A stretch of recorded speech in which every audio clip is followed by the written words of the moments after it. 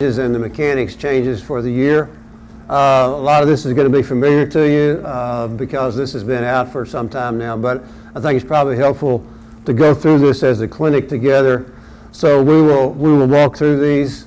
A little bit of an outline, just as a reminder, the NCAA Rules Committee is a 2-year rule change process. So in the even-numbered years, we don't make rule changes except around player safety. The committee is always authorized, and in fact is responsible for making rule changes that have to do with player safety. And so there are only 3 this year, and there's really only one real change in the rule, that is the low hits on the quarterback. We've made some adjustments to the targeting foul rule, and we made an adjustment to allow those conferences that do not use instant replay the option of having a halftime review by the referee and the crew for first half targeting fouls. And I'm going to say a little bit about targeting fouls when we get to it, but that's it. Now there's some editorial changes. Tom, you're on the committee, so don't listen to this part, but the difference between editorial changes and rule changes are things that the committee does, and editorial changes are things that I do. And so that's the difference. Now, you didn't hear that.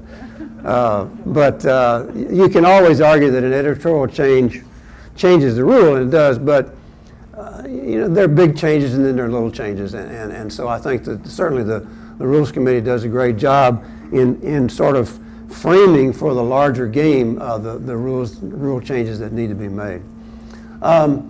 So the targeting fouls, what we did this year was to do the following.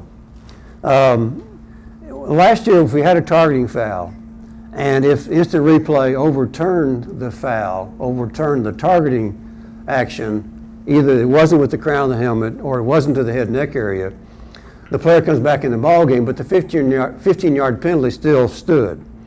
That got a little pushback, quite a bit of pushback, in fact, and that made it a little harder sell. The committee was very intentional about that when they did it. They said that the player may have gotten lucky by not hitting high or by not using the crown of the helmet, but what he did was action that we need to take out of the game anyway. But the committee felt like this year that because of the fact that we have this experience now, excuse me, with the foul, with the ejection from the game, that it made sense that if the only foul that he commits is a targeting foul, and the instant replay overturns that in games where instant replay is used, then the 15-yard penalty will go away. However, I want to emphasize, and every time I talk about this, I try to caution people, just because the player comes back in the game does not necessarily mean that there will not be a 15-yard penalty, because you might have something else along with the targeting foul. You might have roughing the passer, for example, where the roughing action is itself a targeting foul. You might have kick-catch interference, for example.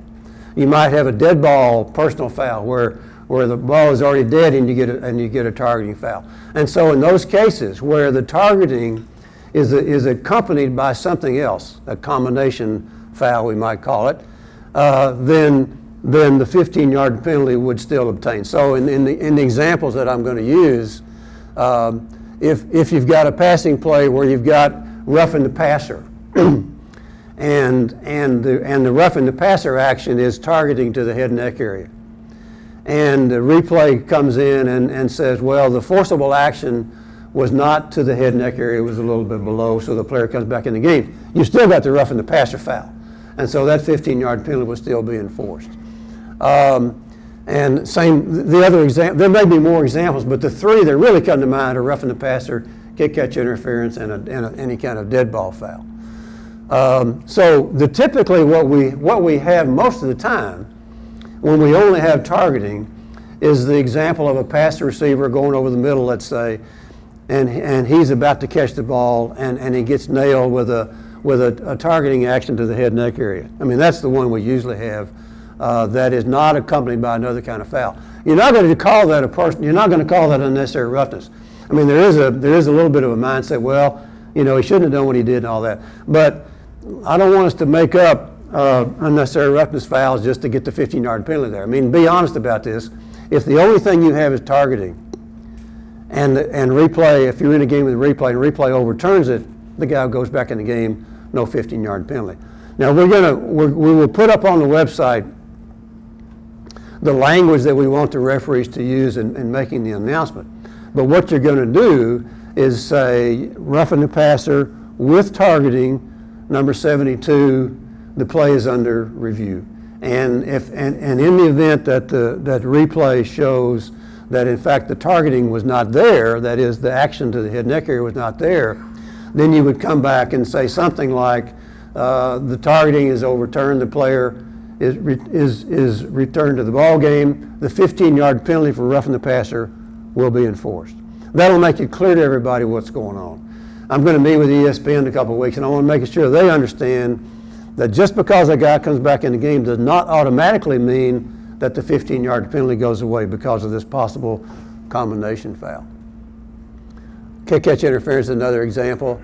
I thought I didn't have the video. Let me go ahead and show this video. This is an example of kick catch interference where you can see that you got a targeting action, but you've also got the kick catch interference. And so we would certainly enforce the 15-yard penalty for the kick catch interference, even if, in this case, he's going to get out of the game, but even if the targeting action was overturned. So that's the idea behind the rule.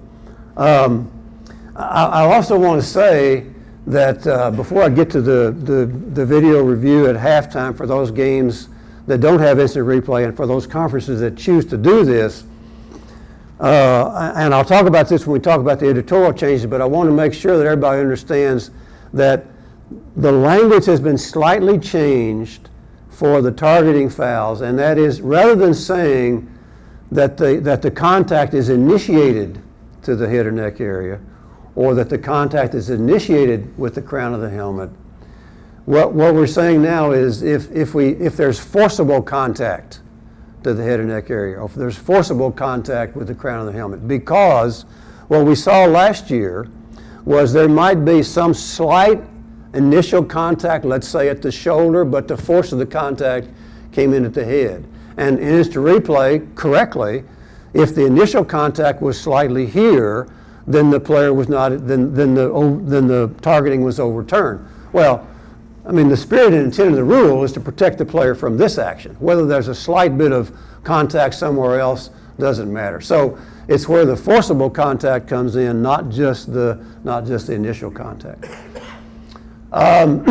The situation for review of at halftime. I'm not going to spend a lot of time on this. I know the Ivy League has decided not to use this.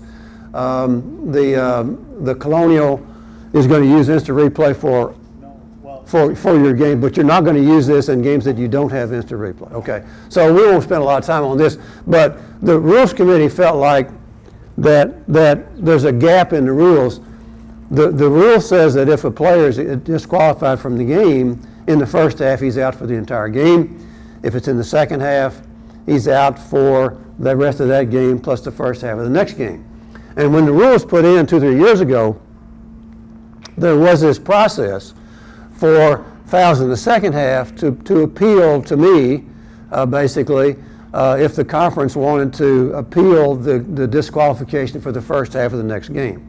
The gap in all that is, what about a foul that took place in the first half? You just had to live with it. There wasn't any possibility to review. So the Rules Committee felt like, let's provide an opportunity. The league may choose not to do it, such as the Ivy League this year, but at least that opportunity is there for the referee to review this at halftime. Now, what has to happen is that everybody's got to agree before the game, and preferably before the season starts, what's going to happen at a given place. The reason this is written as general as it is because the capability for doing this is going to vary widely around the country. I mean, there'll be some places that will have very good video. Games will be maybe on TV once in a while, at least video streaming, those kinds of things. And so that's going to be one extreme. Another extreme may be, boy, all they've got is somebody's cell phone camera, you know. And so it's going to vary a lot. But what we don't want is a situation where we're at halftime, we're about to review this thing, and somebody comes in and says, oh, I've got Aunt Susie's video on the cell phone here. It's a lot better than what you got. So all this has got to be determined ahead of time. Where's this going to take place? What's the secure environment for the crew to look at it? What's the source of the video that's going to be used? And the key thing is, and this is the case in instant replay, just like it is for this halftime review, the default position is the ruling on the field is correct.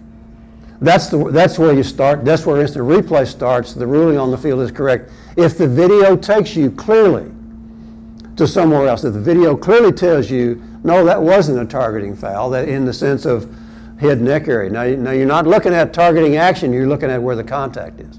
And so that's the same as instant replay. The other thing is, once the referee makes that decision, it is final. It may not be appealed. Don't call me at halftime and say, well, the referee screwed this up. If he screwed it up, he screwed it up. And there's no post-game review on this either. So we're going to take care of it on the site. I mean, and that's part of the reason for doing this. Rather than having to wait, till next week or over the weekend, fix it now. We still have the process for second half fouls that can be appealed on the basis of video if the conference decides to do it. Now, this may be sort of using a bazooka to go after a fly. I mean, we had relatively few targeting fouls anyway last year. In FBS, there was one about every 10 games. In FCS, it was something like one every 13 games or something like that. It was even less. So this is not a big deal in terms of the volume of action, but it is a huge deal in terms of the safety of the players. And you heard Robin talk about the concussion consortium that they're doing with the Big Ten. There's a lot of attention about this around the country. Everybody's getting in on the act, so to speak, and I mean that in a positive sense of trying to understand what's going on, trying to protect our game. I mean, I've said before, and I believe this, I think the NCAA football may be at its 1905 moment, in the sense that in 1905, President Roosevelt, there was so much injury going on around college football. He called the presidents of the schools, the leading schools that were playing football at the time, and said, clean this up or we're shutting it down. And I don't think we're at that stage, but I think we have to protect the game. And what that means is we have to protect the safety of the student athletes who are playing the game. And so that's the reason for all this stuff about injuries and targeting and concussions and all the attention that's been given to it, legitimately so and properly so. And I'm so glad that the best brains in the country are working on this. And so that's a very good thing. Let me go on and talk about low hits on the passer and the other things, and then we'll have time for Q&A afterwards. So I say that now, so I'd rather you not ask questions while I'm talking now, but then we can come back and talk about any questions you want to talk about. The roughing the passer, this is in addition, the low hits on the quarterback, low hits on the passer, this is in addition to the roughing the passer rule. And basically what it says is that if a player is in a passing posture, now notice it doesn't say the quarterback, anybody that's a passer or potential passer is protected here. If he's in a passing posture and he gets hit forcibly at the knee or below, that's a foul. We're going to extend that, extending the roughing the passer rule to accommodate this. Now I've got passer in quotation marks, and I do that for a reason. Who's the passer?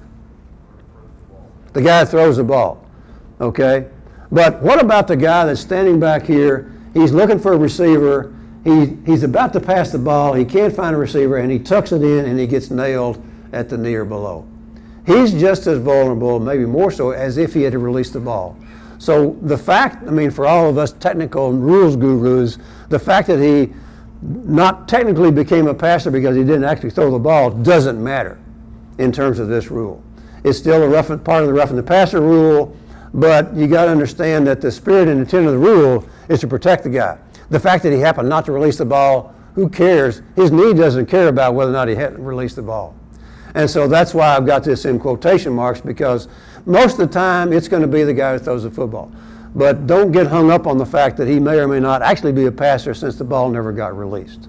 So that's the reason for sort of putting that in quotation marks. you can, and the key word here is forcible, and you know, don't give me to define that. You know it when you see it.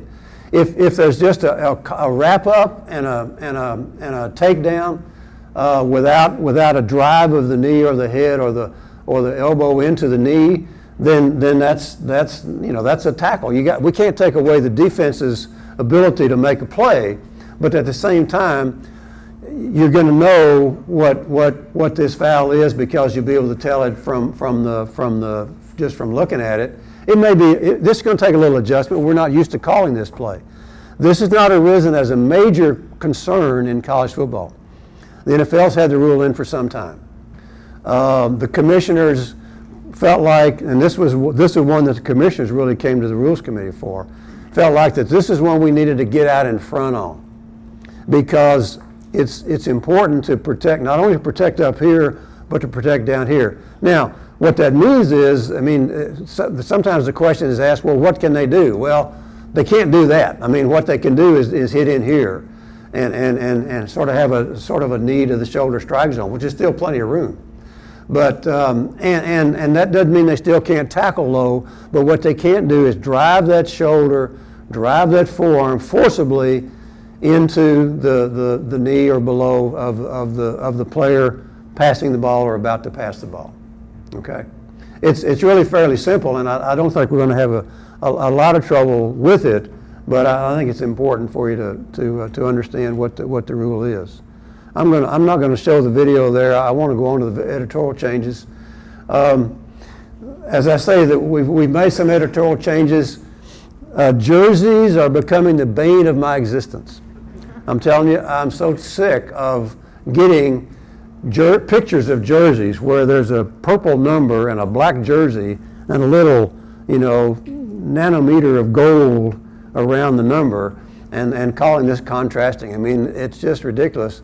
And I think we may need to get to the place, Tom, where we say, okay, if the wavelength range of the numbers is this range and the wavelength of the jersey is this, I'm serious. I mean, you know, because the manufacturers are just going crazy, and I understand that it's a marketing deal, and it's, you know, everybody and the players all love these fancy uniforms and all that. But you know, first of all, if they have a question enough about it to send it to me, that's a good sign right away that they're worried about it. And so and pictures can be deceiving. Photographs can be very deceiving about whether or not the numbers contrast. And sometimes you can see the jersey itself, but you get 10 yards away from it, or see it on the field, and you can't tell. If you look at the national training video, which is made of plays taken from last year's bowl games, you can see a number of situations where, tell me what that number is. I got no clue what that number is. It might be a red number on a gray jersey, and it looks fine at 5 yards, but you get it in the back of the room, you got no clue. So we're trying to get a grip on this, and we made this rule interpretation last year because the rules about equipment have always been that if a player is wearing illegal equipment, you charge them with a timeout. Well, the rules makers never anticipated that the entire team would be wearing a non-compliant jersey, let's say in this case, wearing illegal equipment. So we made the interpretation last year that if a team, in the judgment of the officials on the field, if a team came out with jerseys where the numbers didn't contrast sufficiently with the jersey itself, they were asked to change the jersey, and if they didn't change the jersey and then charge them a timeout going into the first quarter. Give them an opportunity at the second quarter, beginning of the second quarter, to change the jerseys. If they don't change the jerseys, charge them with the timeout. Now, 2 of their 3 timeouts for the first half are gone just because they got these jerseys on. You do the same thing at halftime, same thing at the end of the third quarter. I don't know if this is going to work or not, but a 15-yard penalty means nothing. You know, I mean that's nothing in the cosmic scheme of things.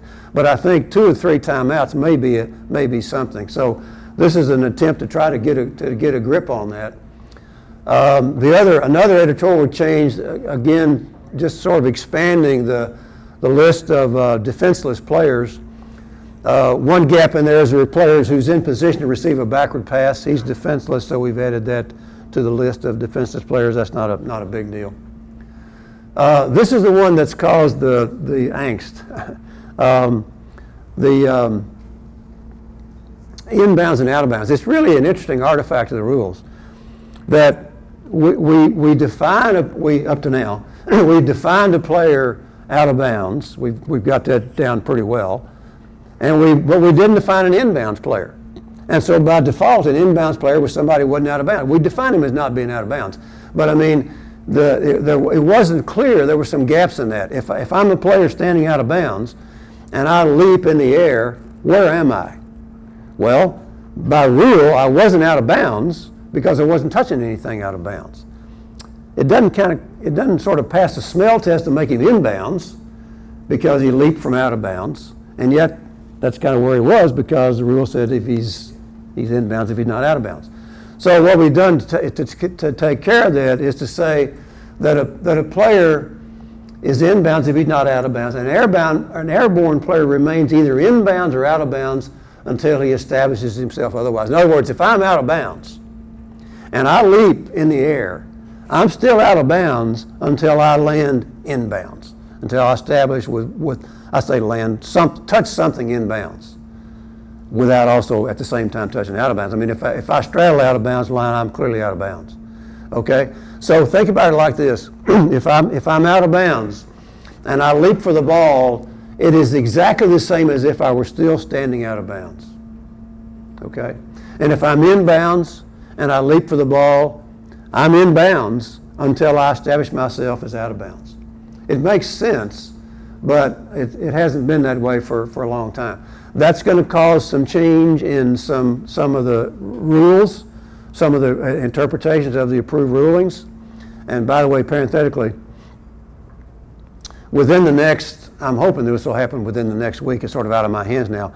But a PDF of a 2014 rule book with all these changes in it is going to be put up on the website and available for downloading within the next week or so. We did that in 2012, the last time we had this sort of off year for rule changes. The other thing I want to do, and I've written 10 new approved rulings and edited another 15 approved rulings having to do with changes like this, not just cleaning up things that I wanted to clean up. I did some of that too, but editing rules on the basis of mainly this out of bounds stuff. What I'm going to do is to collect all those in one document and put them up on the website. You'll be able to see them in the book, but you'll have them all in front of you on the website as a single document, so you can find all these new approved rulings. So anyway, and so a player who goes out of bounds on his own or knocked out of bounds, he's out of bounds. Now he can, if he comes back, if he was blocked out of bounds and comes back in, then he's reestablished himself in bounds. Okay, and he regains his eligibility. If he goes out of bounds on his own, this is no different from before. If he goes out of bounds on his own and comes back in, he is what? He's still ineligible, right? He has not regained his eligibility just because he's back in bounds, because he went out on his own. If he gets knocked out and comes back in, he regains his eligibility when he comes back in bounds. But as long as he's out of bounds, he is an ineligible receiver. And so if let's say if I get blocked out of bounds and I leap to try to receive a pass and I touch the ball, what happens? It's incomplete. Why? Because it's touched something out of bounds. It's exactly the same as if I were standing out of bounds and touched the pass. Okay? So that's whether he gets blocked out or goes out on his own. If he goes out on his own and comes back in and leaps and touches the pass and establishes himself in bounds and touches the pass, what do we have? We have illegal touching, right? Penalties lost it down at the previous spot. It's not just an incomplete pass. Don't treat that as an incomplete pass. I hear people saying, well, just treat it as an incomplete pass because you're going to lose it down at the previous spot. Why do you not treat that as an incomplete pass? You might have another foul that offsets it. That's right. The defense may have been offside, let's say. So treat it what it is. And so I think we're going to, I don't think it's going to be difficult. It's just going to mean a change in a little bit of our mindset. So to me, it sort of passes the smell test. I mean, if I went out of bounds and I leaped in the air, I can't really be considered inbounds just because I happen to be in the air. So I think it makes a lot of sense, but it hasn't been codified in that way before. The other change, and this is really not a change, but this is sort of the rule catching up with the approved rulings. The defense having more than 11 players on the field. This has been the rule for some time, but we really haven't officiated this way. If the defense has more than 11 players on the field and they're in the formation for some length of time, you decide. I mean, you decide what in the formation means, but you can tell. They're not running in and out. They're not trying to get off the field. They're not running on the field. They're in the formation. You shut that down. That's a dead ball foul for too many players on the field. But if they're still moving around, if there's still players coming on the field, players going off the field, don't shut that thing down, because you cheat the offense out of a good play potentially. There's a play from one of the bowl games. This was on the national training video, and I want to show you this. This was rule. Well, you'll see what it rule.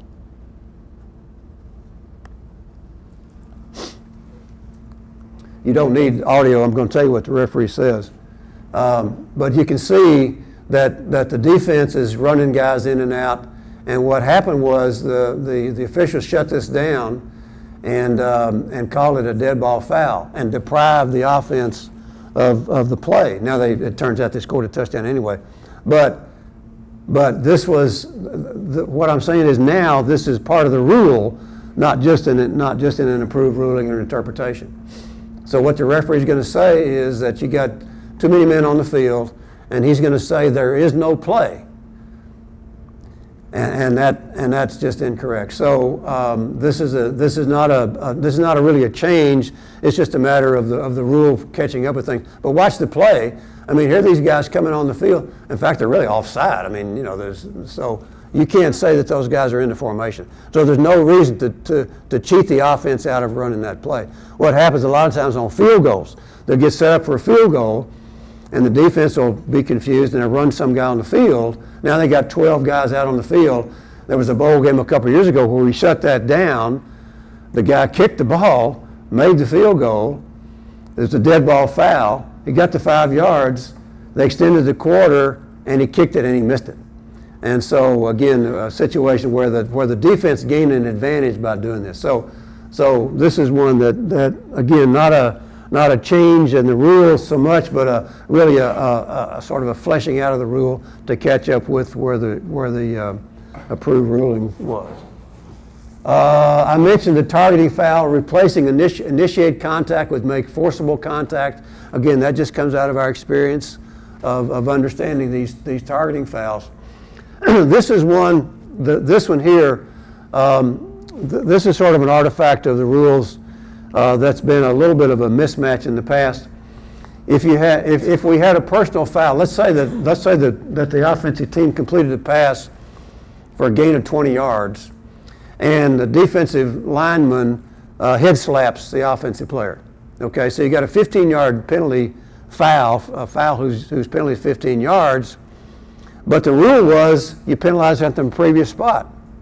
And so the penalty would be declined so to gain the yardage of the 20-yard gain. So now what we're going to do is tack that on, just like roughing the passer. So if you have a personal foul against the defensive team on a pass play and the pass is completed, then you're going to enforce the penalty from the end of the run, just like roughing the passer. If it's incomplete or intercepted, obviously you're going to go to the previous spot. So I think this makes sense because it does not allow the defense to get away with sort of a cheap shot. Now the defensive lineman who does this doesn't know the pass is going to be incomplete or not, but it does allow for penalizing a personal foul whether or not the play gains yardage. And so I think that's a reasonable change. Reviewable plays. I'm going to talk a little bit about tomorrow morning about instant replay. I know the CAA is going to instant replay in its games this year. So we'll spend an hour tomorrow morning talking about instant replay. I'm going to take you through the rule. We'll talk about reviewable plays, and so I'm going to leave this part for tomorrow morning for the instant replay discussion.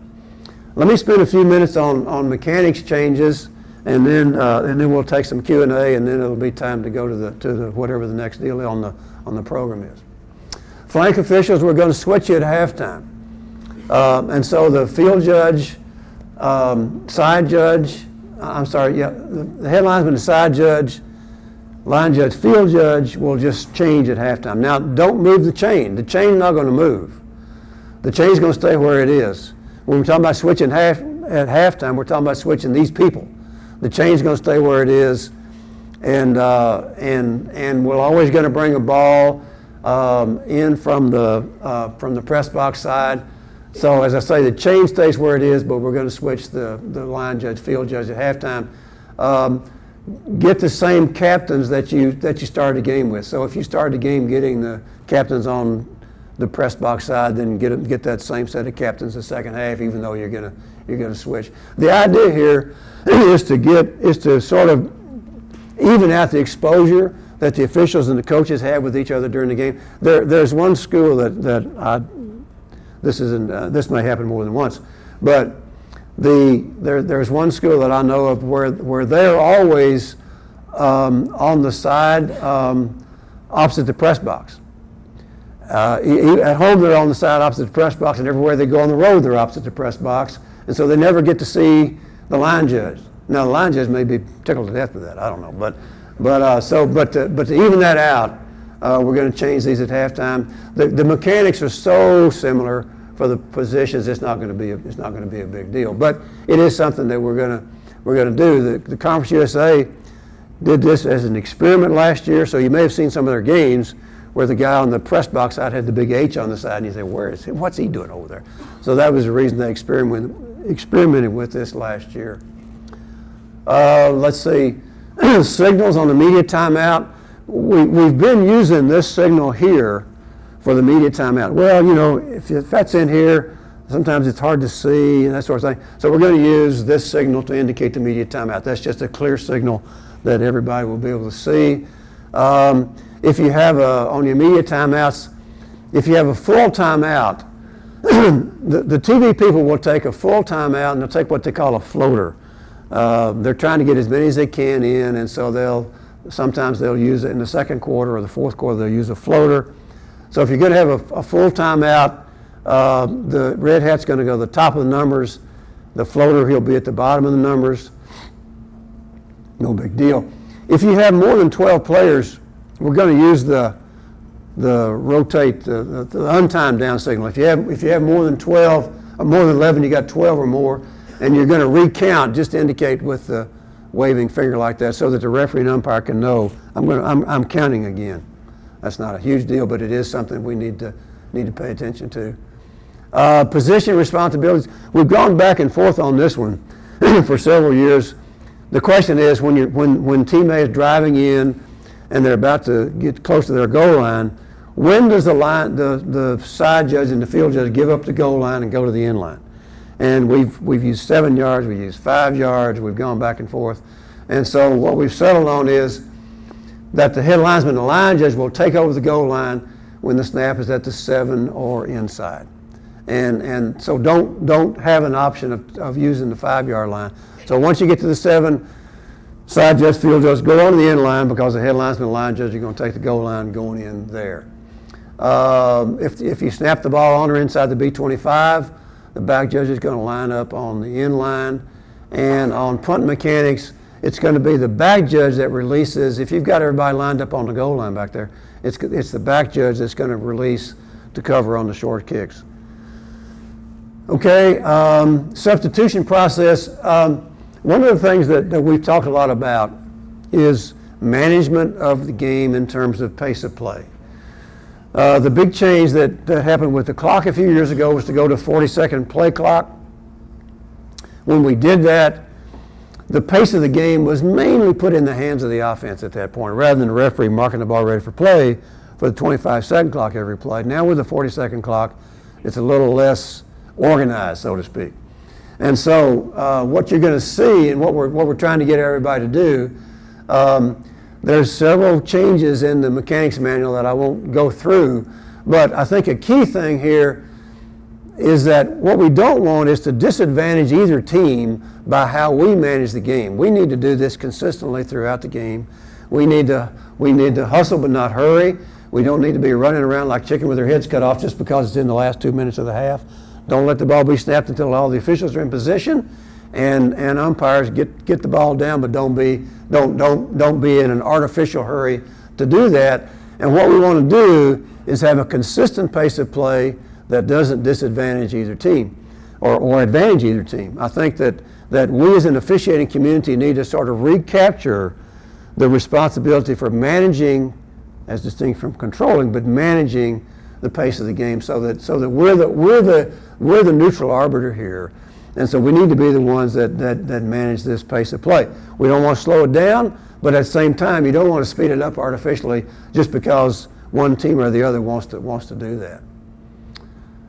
Management of the sidelines. I hope you've seen the video that Terry McCauley posted on the CFO website. It's an excellent video about management of the sidelines, trying to get some management about player behavior, about coaches behavior, about where coaches can come, and we've got a lot on the website about this. So I ask you to be sure to review that, because again, I think as an industry, we've got lax about this. I mean, we have allowed the sidelines to get absolutely unmanageable. And we just can't have a situation where people are in the white area. There are plenty of people. There are plenty of coaches, there are plenty of players, there are plenty of media people that have no idea that white area over there is no man's land. They're not supposed to be anybody in there ever, hardly, other than just ordinary, ordinary obvious times in the game. But we've got to maintain that white area. We've got to make sure that the coaches do what they're supposed to do on the sideline. It's our responsibility to make sure they do that. Now, you're going to do that in a way that's collegial and gentlemanly and all that, but at the same time, that's our responsibility, and we can't ignore that responsibility. Okay, I'm going to stop, and we got time for a couple of questions, and I'll be glad to try to answer questions about any of this, anything you've talked about, anything about the CFO, just anything. Let's throw it open for a few minutes, and then I'll bounce it back to Jim. Yeah. Oh, a microphone. Good. Got a question on the first video clip you showed with the potential targeting on a KCI. Yes. So if we go to review and we come back and it's not a targeting, it's a spot foul as a KCI. If it is a targeting, is it still a spot foul, or is it that's a good tackle? question. Right. Treat it as whatever it is with the combination foul. So like roughing the passer, for example. If you've got a roughing the passer with targeting, you're going to tack it on, tack the 15-yard penalty on if it's a completed pass, just like you would if it's an ordinary garden variety roughing the passer. You see what I'm saying? And the same thing with the kick catch interference. That's a good question. And we've done that. We should have been doing that up to now anyway. But go with whatever I guess, I don't know if I want to say it this way exactly, but the most expensive way of enforcing the penalty.